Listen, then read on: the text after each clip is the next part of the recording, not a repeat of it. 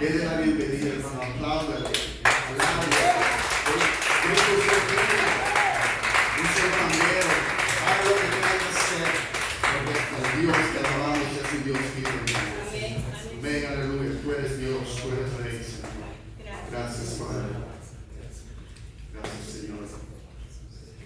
Vamos a aprovechar el momento para dar la bienvenida. Miro varias personas que no reconozco, sean bienvenidos todos. Amén. Si es primera vez, si es segunda vez, sean bienvenidos para la casa del Señor. Amén. Amén. Sí, Señor Jesús. Eso, hijo mayor, bienvenido, bienvenido. El hermano de Jesús, sí, de la familia, bienvenido. El hermano, no sé, Héctor, bienvenido a Héctor. Gracias al Señor. Mi mamá, mi hermano, ¿quién? Bienvenido también todos, cada uno. Será bienvenido a la casa del Señor. Oh, perdón, sí, bienvenido a la casa del Señor. Todos cantemos al Señor, hermanos, con alegría. De la vida entre nosotros, amén.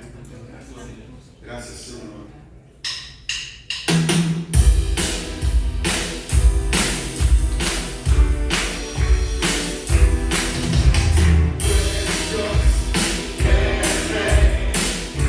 Grande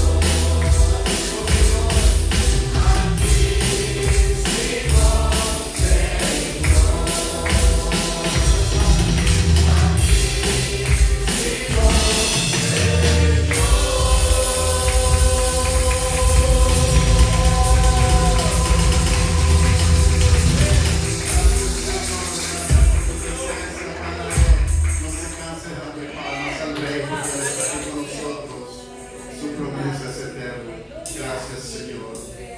Gracias, Padre. Gracias, Padre. Gracias, Señor. Te invito en este momento de que deje todo. Trégueselo al Señor. Porque Él dice: venid a mí, todos los que están cansados y cargados, yo los haré descansar.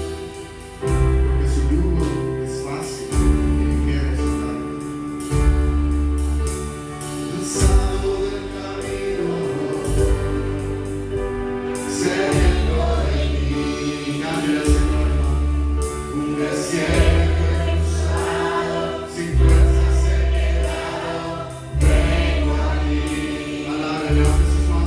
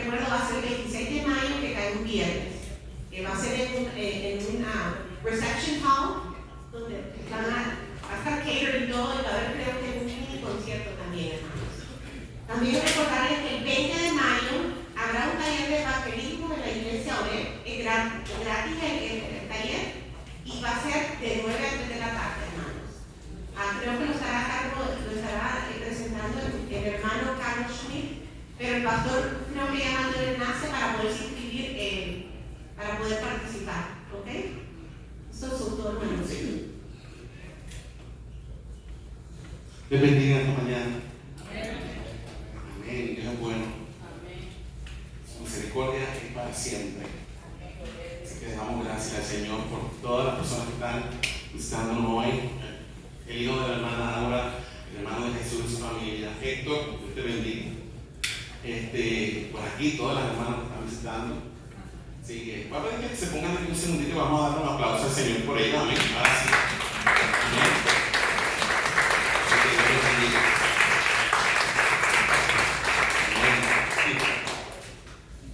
Quiero invitarlos a que abramos nuestras Biblias en el Evangelio según San Juan, capítulo 4. Vamos a leer los versos 19 y 20.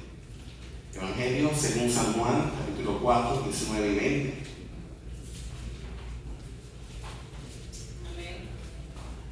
Nos ponemos de pie en reverencia a la palabra del Señor. El Señor de la palabra. Evangelio según San Juan, capítulo 4, versos 19 y 20.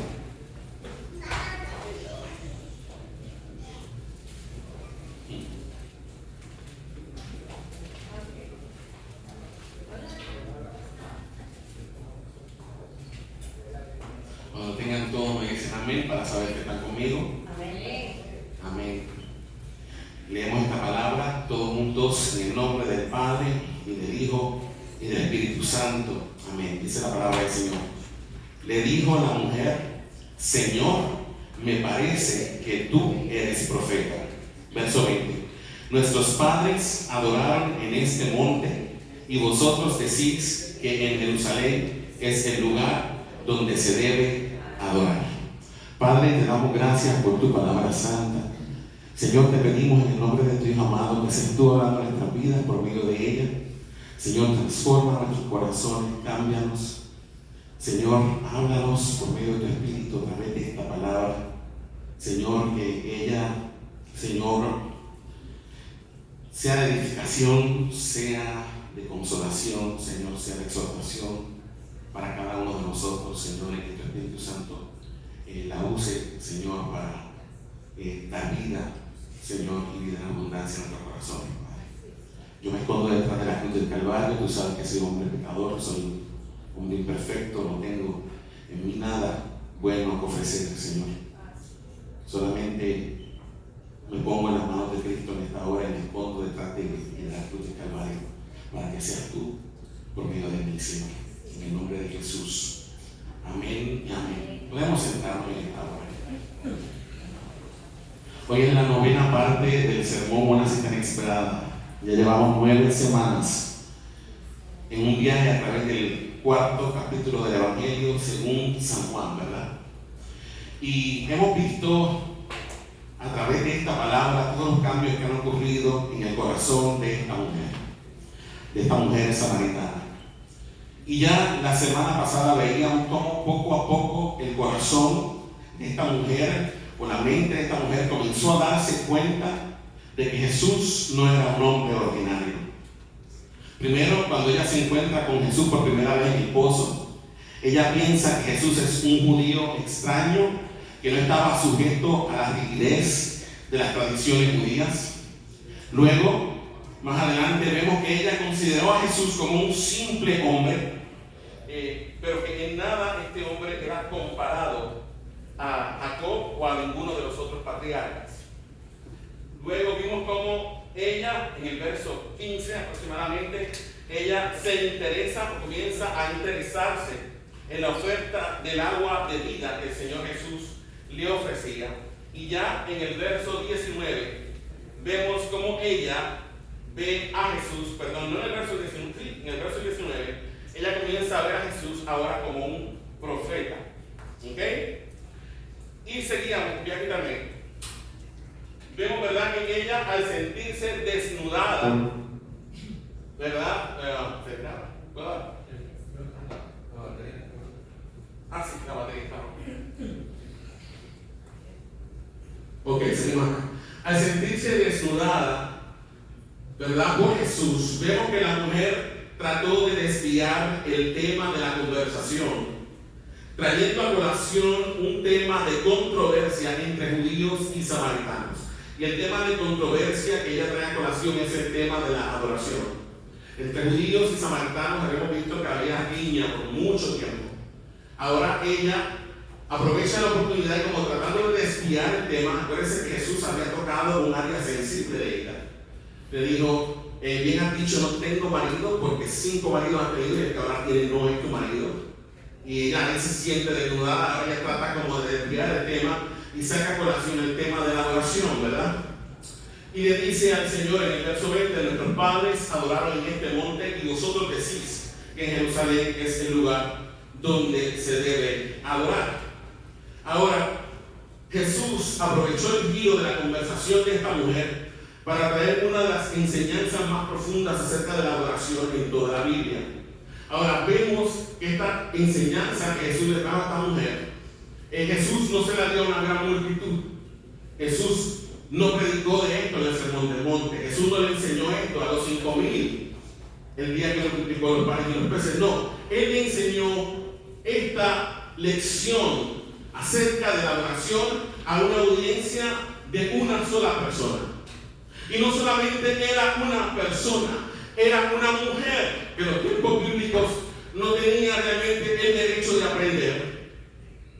Mujer, era samaritana, no era judía, y para colmo de males era adúltera. O sea, la enseñanza más profunda acerca de la adoración en toda la Biblia, Jesús se la da a una sola persona, que es mujer, que es samaritana y que es adúltera. Veíamos la semana pasada que la palabra adorar viene del griego proskuneo, que significa arrodillarse o postrarse ante una persona en eminencia.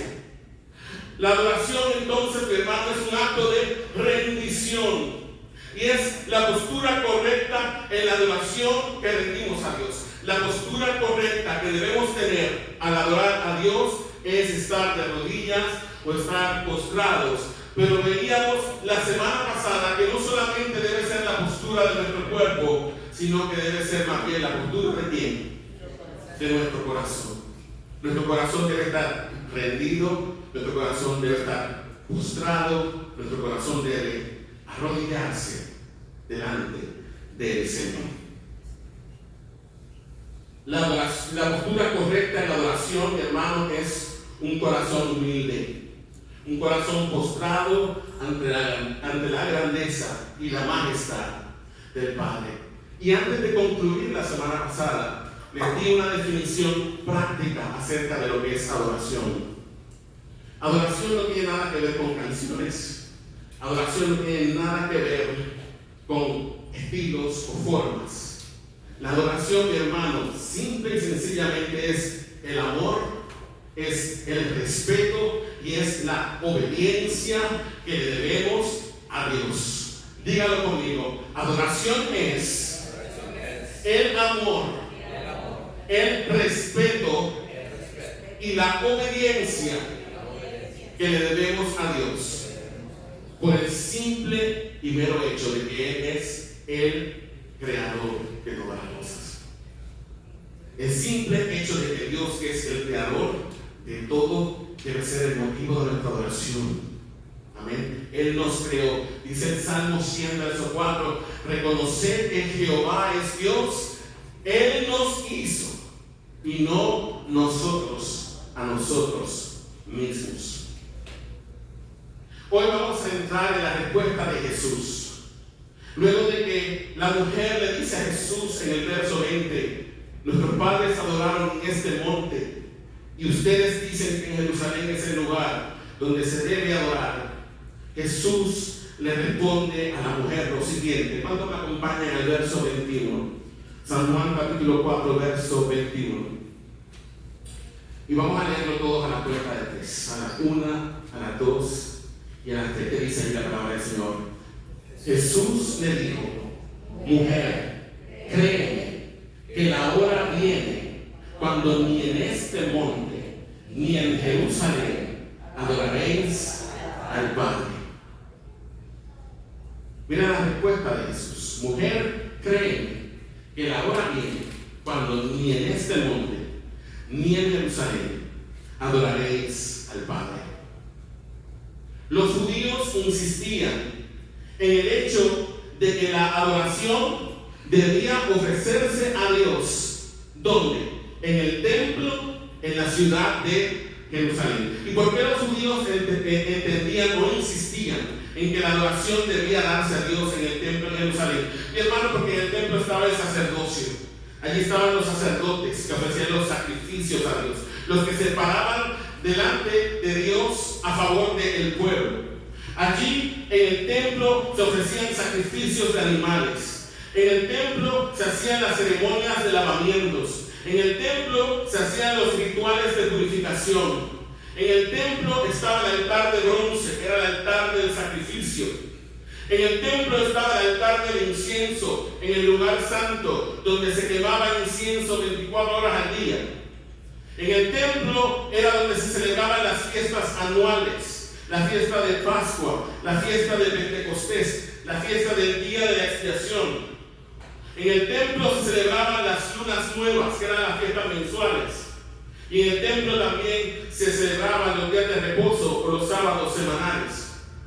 El ritual del templo, mi hermano, era todo un ritual o un culto bien elaborado y bien complicado. Por su parte, los samaritanos, cuando se les negó el acceso al templo de Jerusalén, ellos desarrollaron su propio sistema religioso y construyeron su propio centro de adoración en el monte Gerizim en el año 400 a.C. Y ese templo que ellos construyeron fue destruido por los judíos en el año 128 a.C. Ellos le destruyeron el templo que los samaritanos habían hecho. Ahora, el sistema de adoración de los samaritanos era un sistema sincretista. ¿Y qué quiere decir que era un sistema sincretista? Que era una mezcla de paganismo, del paganismo de todas las naciones que habían ¿Se acuerdan cuando los samaritanos fueron llevados cautivos a Asiria? El rey de Asiria volvió a poblar el territorio con gente de diferentes naciones. Allí quedaron unos pocos judíos, pero se mezclaron ¿con quién? Con toda aquella gente de todas aquellas naciones. Y toda esa gente de todas esas naciones trajeron sus religiones paganas. ¿Okay? Hubo una mezcla de la religión verdadera con el paganismo, eso es sincretismo. Hubo una mezcla de la religión pagana con la Torá, con la ley de Dios. Ahora vamos a ver en este verso 21, hay varias lecciones que Jesús nos enseña acerca de la adoración. Y la primera lección que Jesús nos enseña acerca de la oración, de la adoración que agrada a Dios, en el verso 21 es la siguiente, y si estás anotando, anota lo siguiente. La primera lección es esta: el lugar donde se realiza el acto de adoración no es lo importante. Vuelvo y repito, el lugar donde se realiza el acto de adoración no es lo importante. Lo voy a decir una vez más. El lugar donde se realiza el acto de adoración no es lo importante. Y si fuéramos a simplificar lo que Jesús le dijo a la mujer samaritana en el verso 21, diría más o menos algo como esto: mujer, créeme que la hora viene cuando, no lo voy a primero decir como lo dice la Biblia, luego lo voy a parafrasear. Juan 4:21 dice: mujer, créeme que la hora viene cuando en este monte ni en Jerusalén adoraréis al Padre. En otras palabras, Jesús le dijo a la mujer samaritana: mujer, créeme, va a llegar el momento en que no será importante el lugar donde se adora a Dios. Mujer, créeme que va a llegar el momento en que no va a ser importante el lugar donde se adora a Dios. En otras palabras, Jesús le dijo: en este tiempo la gente se preocupa por cuál es el lugar correcto para adorar a Dios, pero pronto no será así. En otras palabras, Jesús le dijo: mujer, en este tiempo, la gente se preocupa por saber cuál es el lugar correcto para adorar a Dios, pero pronto va a llegar el momento en que eso no va a tener importancia. Mi hermano, Dios no está preocupado en lugares sagrados o santuarios. Quiero que me escuchen bien esta hora. Dios no está preocupado ni en lugares sagrados ni en santuarios. Los santuarios y lugares sagrados quizás satisfacen al hombre, pero no a Dios. Vuelvo y repito esto: los santuarios y lugares sagrados satisfacen al hombre, pero no satisfacen a Dios. Quizá un templo que está lleno de vitrales, con una luz tenue, un santuario con cirios, con velas, con incienso, un techo alto y un altar imponente puedan afectar nuestras emociones y nuestros sentidos y hacernos sentir pequeños e insignificantes. De hecho, si usted va a Europa, todos los grandes templos, todos los grandes santuarios fueron diseñados para que cuando uno entrara, uno se sintiera chiquito. No hay nada de malo en eso, porque todos esos artistas que construyeron esos templos, esos arquitectos, tenían en mente el deseo de que la gente pudiera ver a Dios de alguna manera expresado en la inmensidad de aquel santuario. No hay nada de malo en eso. Y sí, te afecta. Si tú entras a un templo que está hermoso, decorado, grande, hace un efecto psicológico en uno que uno dice: Dios está aquí. Lo hace, te afecta. Pero, mi hermano, yo te voy a decir algo.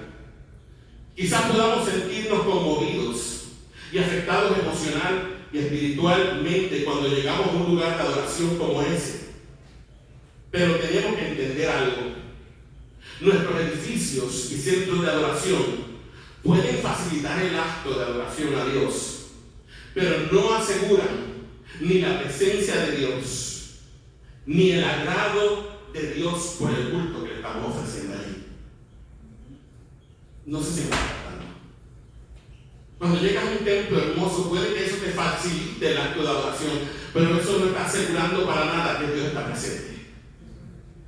Ni que la adoración que se le está ofreciendo a Dios allí sea una adoración agradable a Dios. No sé si me estás entendiendo y me estás captando. Escucha esto por favor, ni los rituales, ni las formas, ni las tradiciones de los hombres, ni las posturas físicas, ni las apariencias externas, ni la supuesta apariencia de piedad impresionan a Dios. Acompáñame un segundo al libro del profeta Isaías y vamos al capítulo 1 del profeta Isaías. Isaías capítulo 1. El libro de Isaías se encuentra en el Antiguo Testamento, luego del libro Job, Salmos, Proverbios, Eclesiastés, Cantares, Isaías. Luego de Cantares se encuentra el libro de Isaías. Isaías capítulo 1. Y vamos a ver los versos del 11 al 14. Isaías 1, del 11 al 14. Cuando lo tengan, me dicen amén para saber que están conmigo. Amén. Vamos a leerlo todo a la cuenta de Dios. A la 1, a las 2 y a las 3. ¿Qué dice el Señor aquí? ¿Para qué me sirve, dice Jehová, la multitud de vuestros sacrificios? Es una pregunta que el Señor hace. ¿Para qué me sirve la multitud de vuestros sacrificios? Y continúa diciendo el Señor: hastiado estoy de holocaustos de carneros y de cebo de animales gordos. ¿Qué dice él? No quiero sangre de bueyes, ni de ovejas, ni de machos cabríos. Y luego pregunta en el verso 12: ¿quién demanda esto de vuestras manos cuando venís a presentaros delante de mí para hollar mis atrios? Fíjate que no dice caminar, dice hollar. O sea, para Dios, cuando la gente llegaba a ofrecer esos sacrificios, no estaban ni siquiera caminando, estaban hollando. ¿Sabe lo que significa hollar? Pisoteaban. Y realmente hollaban el atrio de Jehová porque su corazón no era correcto delante del Señor. ¿Usted me está entendiendo? Seguimos en el verso 13. ¿Qué dice él? ¿Qué dice el Señor? No me traigáis más vana ofrenda. El incienso me es abominación. Luna nueva y día de reposo. El convocar asambleas no lo puedo sufrir, dice el Señor. Son iniquidad vuestras fiestas solemnes. Verso 14. Vuestras lunas nuevas y vuestras fiestas solemnes las tiene aborrecida mi alma. Me son gravosas. Cansado estoy de soportarlas. A Dios no le impresionan ni los sacrificios, ni los templos, nada de lo que podamos hacer. Si el corazón no es correcto, para Dios es abominable. Vamos a Hechos capítulo 7, mi hermano. Hechos 7, Hechos está en el Nuevo Testamento. Y Hechos es el quinto libro del Nuevo Testamento. Hechos 7, del 48 al 50. Esto es parte del discurso de Esteban. Es Hechos 7, del 48 al 50. Cuando lo tengan me dicen amén para saber que están conmigo. Amén. Leemos esta palabra a la cuenta de 3. A la 1, las 2 y a las 3. ¿Qué dice? Si bien el Altísimo no habita en templos hechos de mano. ¿Qué dice allí? Que el Altísimo no habita ¿dónde?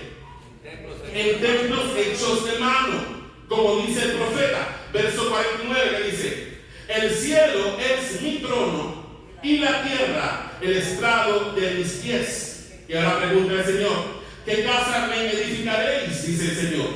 ¿O cuál es el lugar de mi reposo? Y pregunta en el verso 50: ¿no hizo mi mano todas estas cosas? O sea, Dios no habita en templos hechos de manos de hombres. ¿Están conmigo hasta aquí, iglesia? Entonces, lo primero que el Señor Jesús le enseña a la mujer samaritana es que el lugar donde se realiza el acto de adoración adoración no es lo importante, pero también le enseña algo más en el verso 2. Y le enseña que la adoración debe ser dirigida a Dios como Padre. Vamos a Juan 4:21. Juan 4:21. Nuevamente, verso 21. Jesús le dijo a la mujer: mujer, créeme que la hora viene cuando ni en este monte ni en Jerusalén adoraréis ¿a quién? Al Padre. Entonces, la primera lección es que el lugar de adoración no es lo importante, y la segunda es que la adoración debe ser dirigida a Dios ¿cómo qué? Como Padre. Entonces, mi hermano, cuando escuchamos la palabra Padre, si usted tuvo una buena relación con su papá, usted va a pensar, cuando piensa en la palabra Padre, eso le evoca a su mente muchas cosas. Lo primero que le evoca es confianza. Y lo segundo que le evoca es dependencia. Yo confío y yo dependo de mi papá. Si usted tuvo una mala relación con su papá, posiblemente eso no sea. Pero una relación sana con un padre evoca confianza y evoca dependencia. Entonces, cuando Jesús dice o se refiere a Dios como Padre, eso nos habla de la clase de relación que Dios quiere tener con nosotros. Escucha bien esto. Fíjense que Jesús presenta a Dios, siempre que Jesús se refiere al Padre, se refiere a Dios, ¿cómo lo llama? Padre. Cuando Jesús le enseña a orar a sus discípulos, que es la primera oración del Padre Nuestro, Padre Nuestro. Entonces, Jesús comienza a revelarnos a Dios de una manera que nunca antes había sido mostrado en el Antiguo Testamento. La gente del Antiguo Testamento conocía a Dios como el Altísimo. Conocía a Dios como el Dios Santo, Santo, Santo. Lo conocía como el Olam, el Dios omnipotente. Lo conocía como el Shaddai, el Dios todopoderoso. Lo conocía como Jehová Rafa, el Dios que sana, como Jehová Sidkenu, el Dios que es nuestra justicia, como Jehová Shammah, el Dios que está presente, como Jehová Shalom, el Dios que es nuestra paz, como Jehová Roy, que es nuestro pastor, como Jehová Makadesh, el Dios que me santifica. Lo conocía como Jehová Sebaot, el Dios de los ejércitos. Pero cuando Jesús, el Dios encarnado, viene a la tierra, nos presenta a Dios como el Abba, como nuestro Padre. Entonces, Padre es la clase de relación que Dios quiere tener con nosotros. Y decíamos que es un término que nos habla de confianza y de dependencia. Mi hermano, en el jardín del Edén, esa relación con Dios como Padre fue rota a causa del pecado de nuestros primeros padres.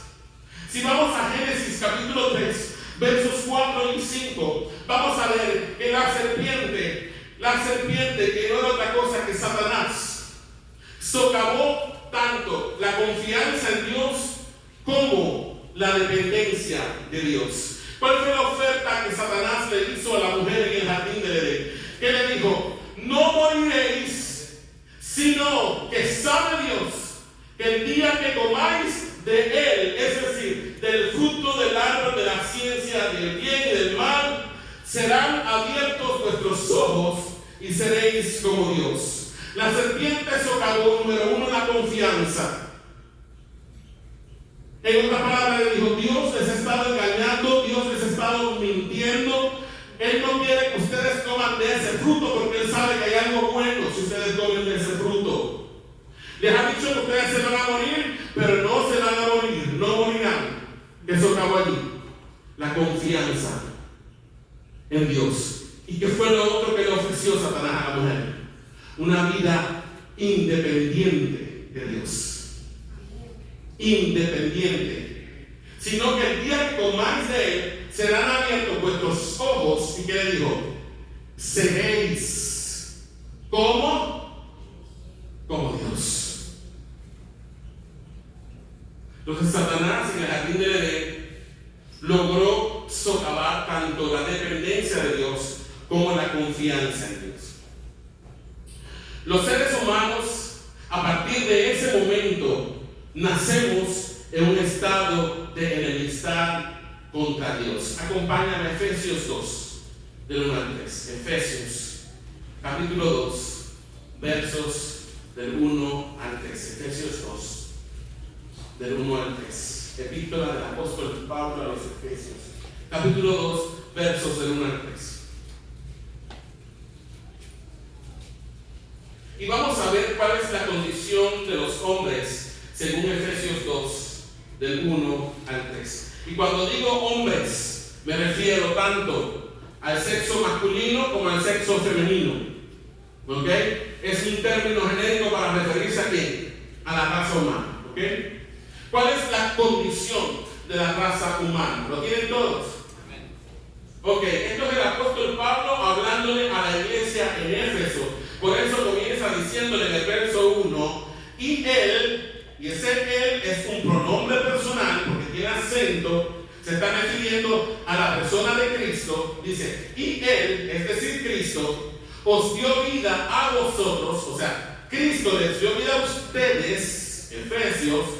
¿Cuándo les dio vida espiritual Cristo a ustedes? Según el verso 1. ¿Cuándo estaban cómo? Muertos en vuestros delitos y pecados. Entonces, ¿cuál es la primera condición en la que el apóstol Pablo dice que se encuentra el ser humano sin Cristo? Muerto en delitos y pecados. ¿Cómo se encuentra el ser humano que no tiene a Jesús? Muerto en delitos y pecados. Verso 2, ¿qué dice el verso 2?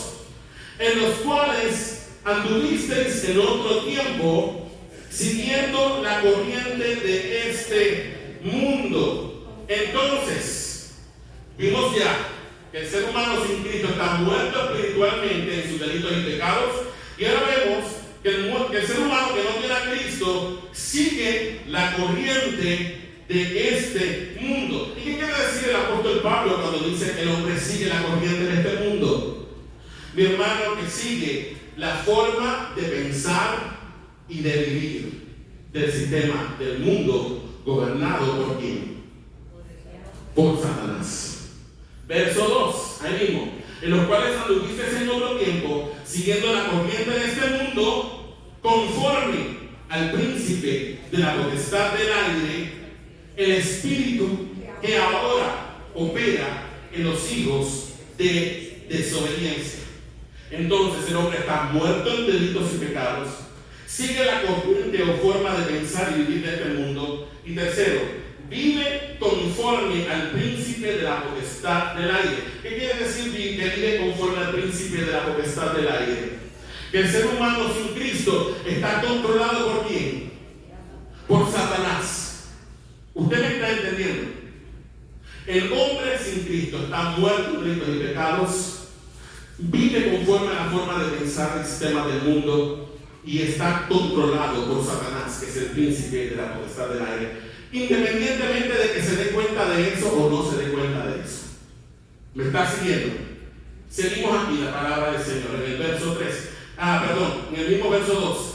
El espíritu dice, conforme al príncipe de la potestad del aire, el espíritu que cuando ahora opera en quién? ¿En los hijos de qué? Entonces, ¿cuál es la cuarta cosa? El ser humano que no tiene a Cristo, ¿qué es? Un hijo de desobediencia. Verso 3. Entonces ahora vuelve a dirigirse a la iglesia, le dice, entre los cuales también todos nosotros vivimos en otro tiempo. O sea, Pablo afirma que nosotros también en otro tiempo vivimos como ¿quién? Como esa gente que está muerta en delitos y pecados, que vive conforme al sistema del mundo, que está controlado por el espíritu de la potestad del aire, que es Satanás, y que era un hijo de desobediencia. Y ahora comienza a seguir describiendo en el verso 3 que dice, vivimos en otro tiempo. ¿Qué dice? ¿Cómo vivíamos en otro tiempo?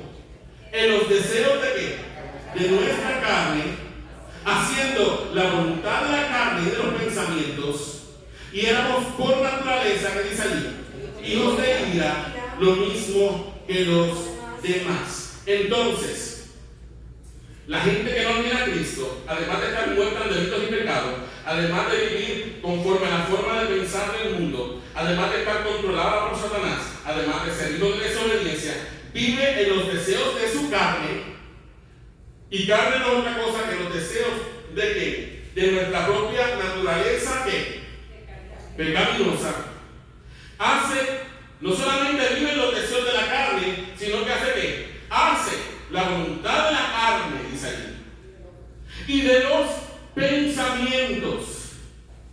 Es decir, mi hermano, si yo vivo conforme a los deseos de mi carne, si yo vivo conforme a la voluntad de mi carne y de mis pensamientos, si yo vivo controlado por el espíritu de Satanás, ¿yo soy libre? ¿Soy esclavo de quién? De Satanás. Pero la gente del mundo que vive así, ¿qué piensan? Que son libres y que nosotros somos los ¿qué? Los esclavos. Uy, ustedes son esclavos de la religión. Uy, ustedes ya tienen el cerebro lavado. Pero según el apóstol Pablo, los que viven esclavos son los que no tienen a Cristo. Son esclavos del pecado, son esclavos de Satanás, son esclavos de su naturaleza pecaminosa, son esclavos de sus pensamientos. Ahora vamos a ver qué dice el Señor acerca de los pensamientos del hombre. Vamos a Génesis 6:5, primer libro de la Biblia. Génesis, capítulo 6, verso 5. ¿Qué piensa el Señor de nuestros pensamientos? Génesis 6:5. A la cuenta de ¿qué dice? A la 1, a la 2 y a la 3. ¿Qué dice? Y vio Jehová que la maldad de los hombres era ¿qué? Mucha en la tierra, y que todo designio de los pensamientos del corazón de ellos era ¿qué? De continuo solamente el mal. ¿Cuál era el designio de los pensamientos del corazón de ellos según Jehová en Génesis 6:5? De continuo, dice, de continuo. No es que es un ratito sí, un ratito no. De continuo solamente el mal. Vamos a ver Génesis 8:21. Génesis 8:21. 6:5 es antes del diluvio, perdón. 8:21 es después del diluvio. Génesis 8:21. Ya sale Noé del arca, sale con su familia, su esposa, sus 3 hijos, sus 3 nueras. Salen los animales del arca y Noé levanta una ofrenda, ofrece sacrificios a Dios en Génesis 8. Ahora vamos a ver qué dice el 21, en Génesis 8:21, que dice: y percibió Jehová olor grato. ¿De qué era el olor grato que percibió Jehová? De los sacrificios de los animales que se estaban haciendo ahí. Y percibió Jehová olor grato. Y dijo Jehová en su corazón, ¿qué dijo el Señor? No volveré más a maldecir la tierra por causa del hombre, pero ahora que va a hablar de nosotros, ¿qué dice? Porque el intento del corazón del hombre es malo desde su juventud. ¿Qué dice allí? Que el intento del corazón del hombre es ¿qué?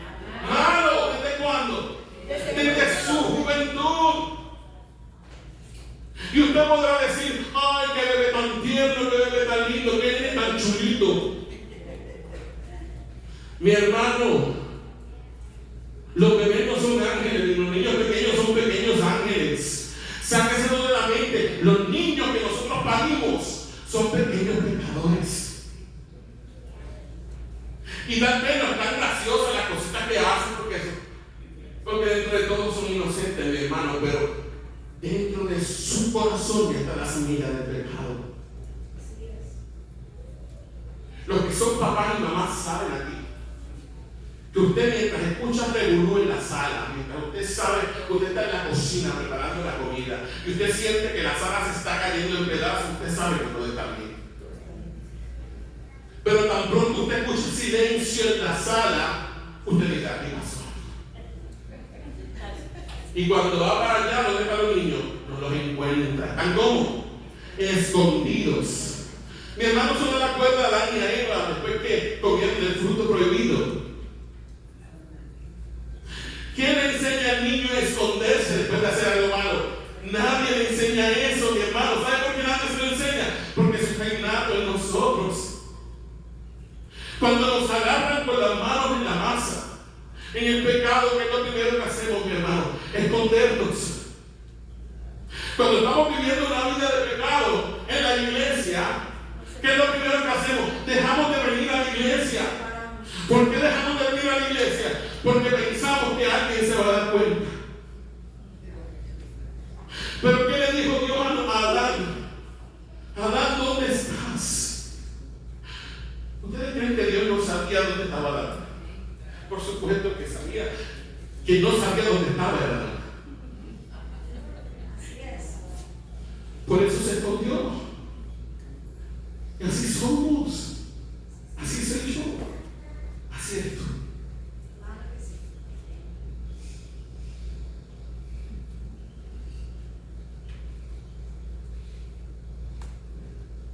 Vamos a Juan 3, 19 un segundo. San Juan 3, verso 19.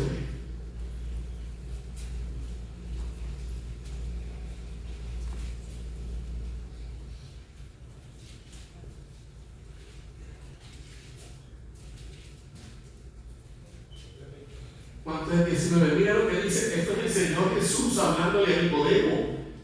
Juan 3, 19 dice: y esta es la condenación, que la luz vino al mundo y los hombres amaron más las tinieblas que la luz, porque sus obras eran malas. ¿Quién es la luz que vino al mundo? Jesús. Y esta es la condenación, que la luz vino al mundo y los hombres amaron más las tinieblas que la luz, porque sus obras eran malas. Y volviendo a la samaritana en Juan 4:21, te pregunto yo, mi hermano, ¿puede un ser humano así ofrecer una adoración verdadera al Padre? ¿Puede alguien que se encuentra en todas esas características que acabamos de leer ofrecerle a Dios una adoración verdadera? ¿Puede alguien así ofrecer una adoración verdadera? ¿Qué usted cree? No puede ofrecer una adoración verdadera, mi hermano. Es un ser humano que se encuentra en esta condición, pregunto yo. Es un ser humano que se encuentra en esta condición, un hijo de Dios. Entonces, ¿por qué nos han dicho por tantos años que todos somos hijos de Dios? Mi hermano, sencillamente porque no conocemos la Sagrada Escritura. Porque muchos líderes religiosos no conocen las Sagradas Escrituras. Porque por lo que yo acabo de leer allí me dice que el ser humano que está sin Cristo no es hijo de Dios. Porque está muerto en delitos y pecados. Odia a Dios. Mi hermano, odia a Dios. Juan 3:19, volvemos a decir lo que dice. Y esta es la condenación, que la luz vino al mundo y los hombres que hicieron rechazaron la luz. No te queremos, porque preferimos estar donde, escondidos en las tinieblas. Porque preferimos seguir revolcándonos en nuestro pecado. Porque queremos seguir viviendo en las tinieblas y no queremos nada que ver contigo. Entonces, el ser humano, mi hermano, no todos son hijos de Dios. Sácate ese concepto falso de la mente, porque es un concepto falso y que lamentablemente se enseña en muchas iglesias. No todos son hijos de Dios. Todos somos criaturas de Dios porque fuimos hechos por Él. Pero son solamente hijos de Dios aquellos que vienen a Dios por medio de Cristo. Mi hermano, en la tierra hay dos familias, dos familias. Yo sé que hay muchas razas, que si blanco, que si negro, que si amarillo, que si rojo. Pero al final solamente hay dos familias en la tierra, dos. Y usted pertenece a una de las dos familias. Aquí no hay un punto medio. Usted no está por ahí como un freelance. No. O usted es parte de la familia de Dios, o usted es parte de la familia del diablo, pero no hay punto medio. O usted es hijo de Dios, o usted es hijo de Satanás. Y le digo algo, si usted no tiene a Jesús como Señor y Salvador de su vida, usted es hijo del diablo. Y fuerte. Y la gente no quiere oír eso, pero es la verdad. Entonces, un hijo del diablo no puede ofrecer una adoración verdadera al Padre. Pero vimos que Dios quiere relacionarse con nosotros como un papá. Dios proveyó un camino para que usted pueda llegar a convertirse en un hijo de Dios. Ya le di la mala noticia. Y perdone que se la diga, pero tenía que decírsela. No importa que usted sea religioso, no importa que usted haya nacido en el banco de la iglesia, no importa que usted haya sido bautizado, confirmado, que usted tome la comunión, que usted toda la semana se confiese. Si usted no ha experimentado el nuevo nacimiento por medio de la fe en Jesucristo, usted sigue en la familia de Satanás. Ni el bautismo, ni la membresía en una iglesia a usted lo hace salvo. Solamente lo hace salvo venir en arrepentimiento y fe a lo que es de Cristo Jesús. A fin de concederle la entrada a su familia, el Padre dio a su unigénito Hijo con el fin de salvarnos. Juan 3, del 16 al 18. ¿Qué dice el Señor en Juan 3, 16 al 18? Todo el mundo se lo sabe de memoria. Lo recitamos y lo leemos. Pero es nuestro. Dice el Señor, y esto es Jesús hablando, porque de tal manera amó Dios al mundo. Y yo quiero que entiendas esto. Cuando Él dice aquí, de tal manera, eso significa que el amor de Dios por nosotros es mucho más grande de lo que nosotros podemos imaginar o soñar. Porque de tal manera amó Dios al mundo. Y cuando dice el mundo en ese versículo, no se está refiriendo al globo terráqueo. Se está refiriendo a la gente que vive en ese globo terráqueo. Y se está refiriendo a la gente que está en el globo terráqueo. Se está refiriendo a ti. Y se está refiriendo a mí. Entonces, muy bien, usted puede quitar la palabra mundo de aquí y decir, porque de tal manera amó Dios a Roberto,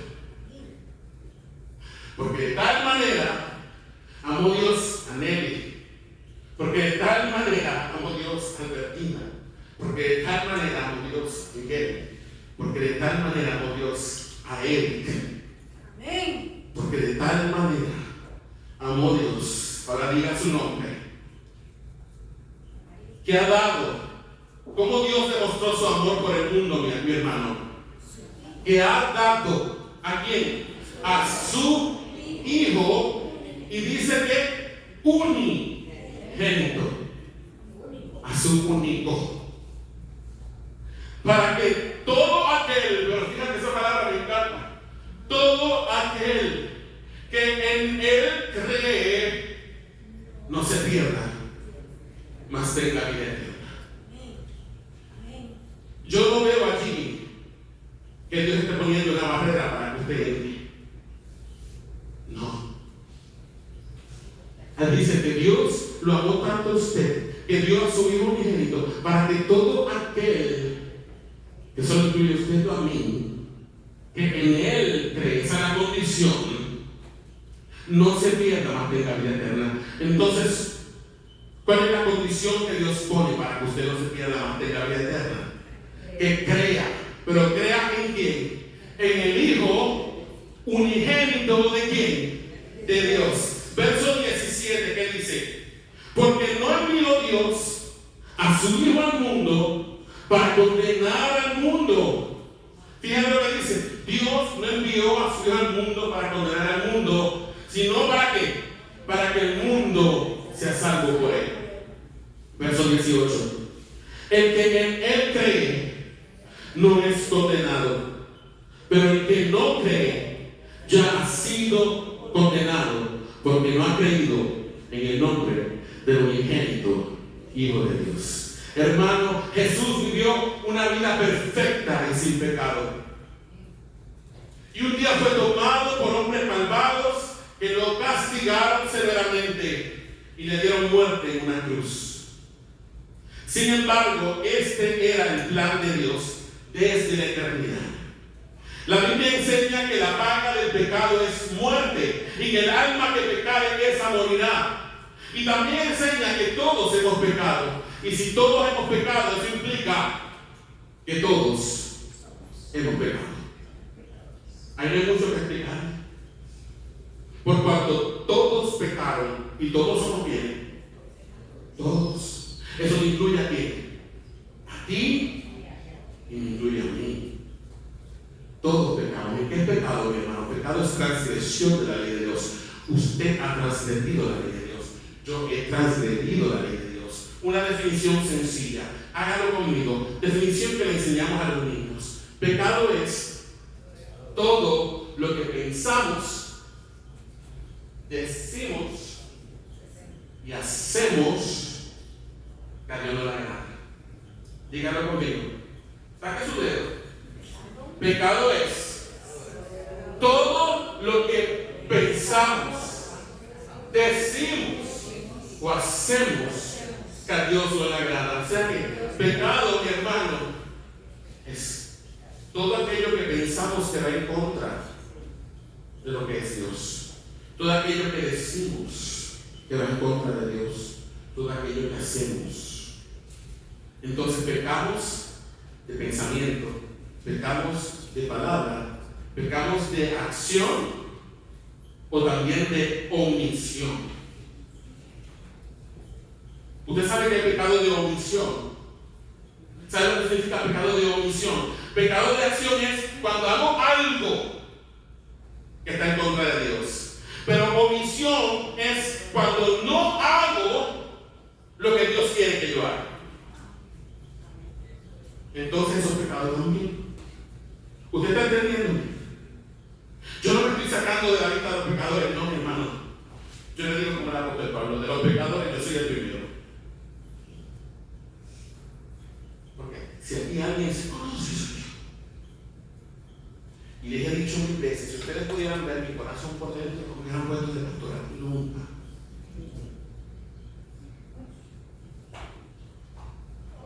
Pero yo creo que usted tampoco. Qué bueno que yo no puedo ver mi corazón, ¿sí? Pero Dios lo ve.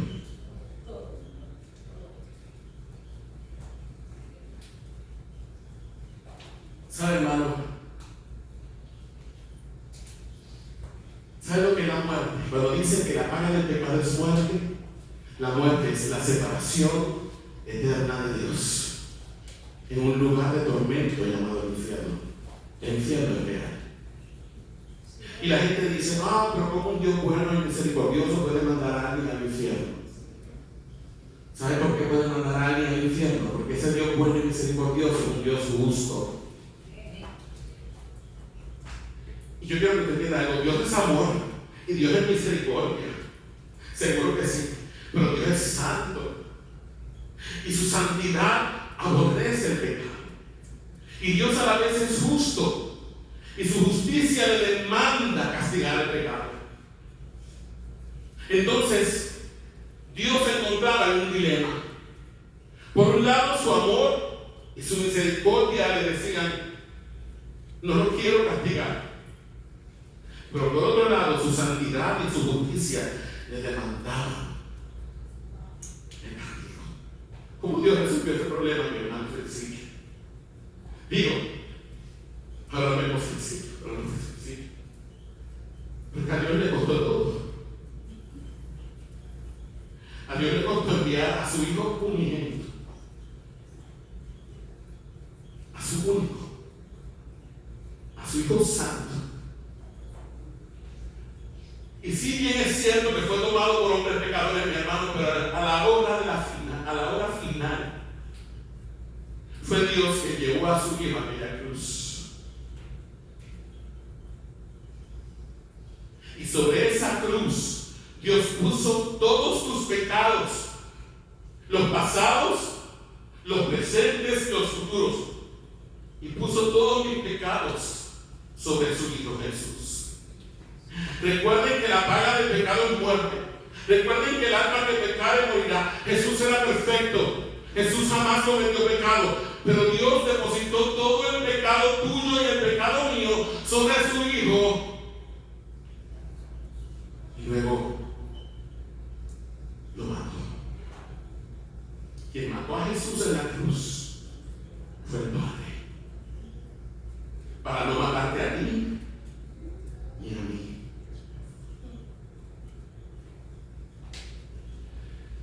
¿A quién le costó? A Dios. Y así Dios entonces nos ofrece un medio por medio del cual podemos unir a Cristo. La Biblia enseña que Jesús murió por nuestros pecados conforme a las Escrituras, que fue sepultado pero resucitó al tercer día, como garantía de que si usted deja de confiar en sus propias obras, deja de confiar en sus propios esfuerzos, reconoce que es pecador, reconoce que va rumbo al infierno, pero cree que Jesús tomó su lugar y usted le acepta y le recibe como Señor y Salvador de su vida, Dios le garantiza que a partir de ese momento usted pasa a formar parte de su familia, de sus hijos y de sus hijas. En el Evangelio según San Juan, capítulo 1, versos 11 y 12, dice lo siguiente.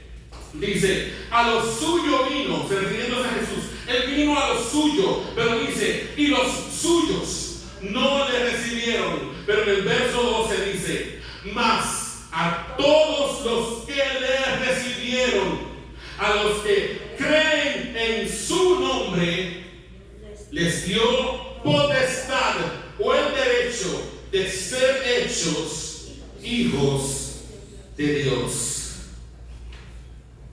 Mi hermano, mi hermana, mi amigo, mi amiga,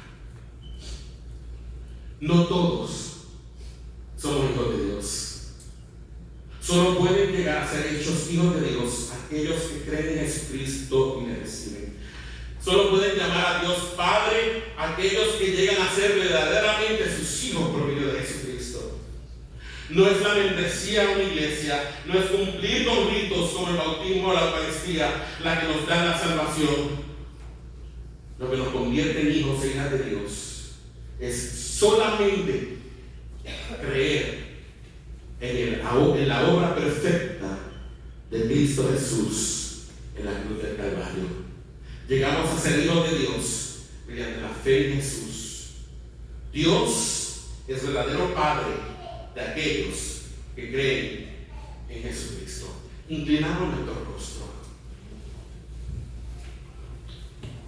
Si tú estás aquí en esta mañana y aún no has recibido a Jesús como Señor y Salvador de tu vida, y te has dado cuenta de que aún no eres un hijo de Dios, en esta mañana Dios te ofrece